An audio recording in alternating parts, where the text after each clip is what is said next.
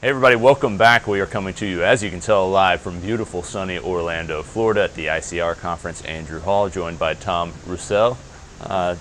Tom, busy morning this morning. We've already heard from a couple companies, a couple food companies, which is a little bit different than some of the content we hit yesterday. Most notably, probably for most people out there, Chipotle, a big company. Everybody knows them. There's a lot of companies here that people aren't all that familiar with, but this is one that people know. So Chipotle, quick reaction, felt like they were kind of telling a story in terms of just trying to rebuild themselves, get back to growing, get back to the basics, so to speak, and almost felt like they're trying to convince themselves that they still got it. Yeah, so we heard from Brian Nichol, who is the CEO. He came on just under a year ago, came over from Taco Bell. And really what he was saying is that they basically went dark in terms of their message when they got the big E. coli outbreak and the stock fell. And so really they just continue to hammer home. They have the new message, which is that they're doing real cooking. He probably said it 15 times. Yeah. And so that was really the takeaway, which leads us into our next company, which is actually Shake Shack. And both Chipotle and Shake Shack made an emphasis on the experience of eating out, with the delivery culture and sort of the new wave of how people interact with fast food restaurants. They were really hammering home on having the best experience, having the best locations and retail spots where you can walk in and it's more of an experience rather than just going to fast food has been like it's been in the past. Yeah, and I thought Shake Shack was interesting because for me, it felt like most of the presentation was just about the real estate, which is kind of weird. You always hear different mantras, things like, oh, Macy's real estate is more valuable than the business itself. It's almost like that with Shake Shack. I mean, they talked about how every location, it's different, it looks different, it's about that experience, which on one hand is great. On the other hand, as an investor, it almost seems like they're fighting a losing battle because we know people aren't going to restaurants. We know that. Right. And if I'm going for like a fast casual dining experience, just as a consumer, sitting the investor talking, I really don't care. I care about the food being good, that kind of thing. Both of them drove home this message of this is good quality food, quality ingredients. It's being made the right way. We're trying to bring some local flavors into it. They both kind of pushed that while also both saying we're the only people pushing this. Yeah, that's true. I thought that was a little bit interesting.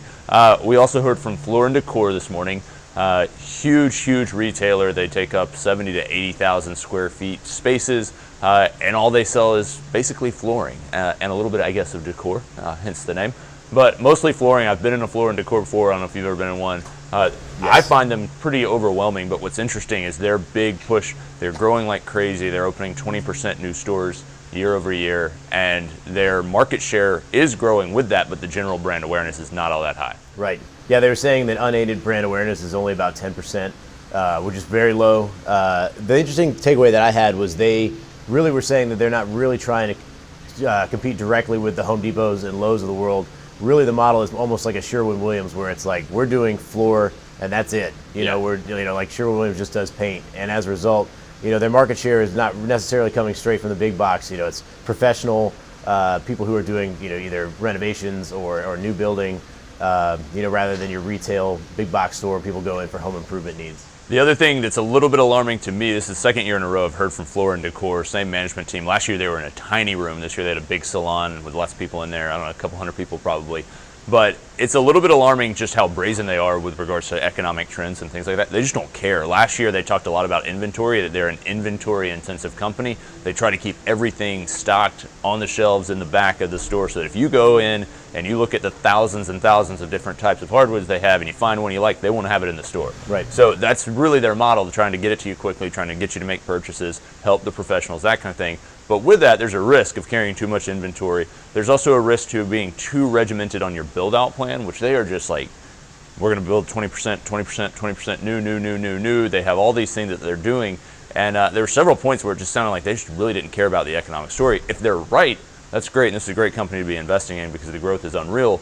But again, they seem kind of economic insensitive, which is odd for a massive retailer like that. Yeah, it seems like in an industry with such low margins, that overextending yourself could be a real risk. And I think they were saying that there's $1.3 million in inventory in each store, which is unbelievable, especially for bulk flooring. Yeah. That being said, the cost for a new store, they said they're now making back that money in about a year and a half, which is unreal. So that was crazy. I also heard from Planet Fitness. If you're a longtime follower of this podcast, you know I used to work in a fitness club. So we called it Planet Fatness because it's for people that don't really want to work out. But the growth there is just unbelievable. They just continue to grow, continue to grow. They're in that sweet spot. You know them for the $10 a month memberships, but they've also kind of exercised some pricing power on their premium service, which is the Black Card service. I don't see color, so I'm not sure what that means, but they said with the Black Card now, they've had slight price increases. They are now $21.99. That's the card where you can go and use any of their clubs anywhere in the country or even internationally. They're starting to look international, so kind of an interesting story there. I found it really interesting that half of their members are millennials. You tend to think of millennials joining more niche gyms, getting into CrossFit, getting into whatever it may be, Orange Theory, these more specific things. Most millennials that have memberships, it sounds like, are totally fine with just paying the cheapest thing and getting in and out the door. But overall, only 20% of Americans have a gym membership. So something to think about, and they just keep pushing that narrative. Crazy growth there, and it's really continuing to extend. They're taking on millions and millions of new users every year, which is wild. It's about all I have. This afternoon, we're going to hear from a lot of weed companies. It's pretty much the whole afternoon is going to be focused on marijuana. So I think what we're going to try to do is get back all four of us that are here, myself, Tom, Ben, Matt Krebsbach. We're going to all get together and probably do a little bit of a weed investing panel with some of our thoughts back at the office when we get back from the conference. But Tom, any other closing thoughts?